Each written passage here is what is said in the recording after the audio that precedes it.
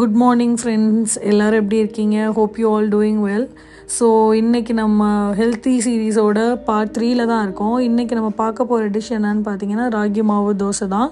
So அதுக்கு தேவையான ingredients எல்லாமே நீங்கள் இப்போ வீடியோலேயே பார்த்துட்ருக்க மாதிரி 1 கப் ராகிக்கு 1/4 கப் உளுந்து போட்டுக்கோங்க. ஒரே 1 ஸ்பூன் வெந்தயம் போட்டுக்கோங்க. அதை 3லேருந்து 4 தடவை நல்லா கழுவிட்டு ஒரு 4 to 5 hours நல்லா சோக் பண்ணி ஊற வச்சுடுங்க. ஊற வச்சதை நைட்டு தூங்குறதுக்கு முன்னாடி நீங்கள் மிக்ஸி ஜாரில் போட்டு நல்லா அரைச்சிட்டு அப்படியே நீங்கள் ஒரு ஓரத்தில் மூடி போட்டு வச்சுடுங்க. காலையில் நீங்கள் எழுந்துச்சி பார்க்கும்போது அது நல்லா பொங்கி வந்திருக்கும். நல்லா பொங்கி வந்த மாவை எடுத்துகிட்டு நல்லா மிக்ஸ் பண்ணி விட்டுட்டு நீங்கள் தோசை போட்டுக்கலாம். நீங்கள் தோசை மட்டும் இல்லை, இதில் இட்லி கூட நீங்கள் போட்டு சாப்பிட்லாம். டயபெட்டிஸ் இருக்கவங்களுக்கு கூட அது ரொம்ப நல்லது.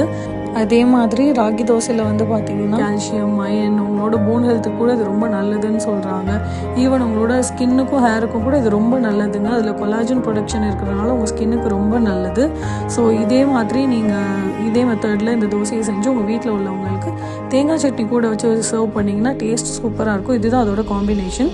ஸோ இதே மாதிரி நீங்களும் உங்கள் வீட்டில் மறக்காமல் ட்ரை பண்ணி பாருங்கள். இது மாதிரி டெய்லி நல்லா டிஃப்ரெண்ட்டான ரெசிபிஸ் பார்க்குறதுக்கு மறக்காமல் ஜேடி கிச்சனை ஃபாலோ பண்ணிக்கோங்க. பை.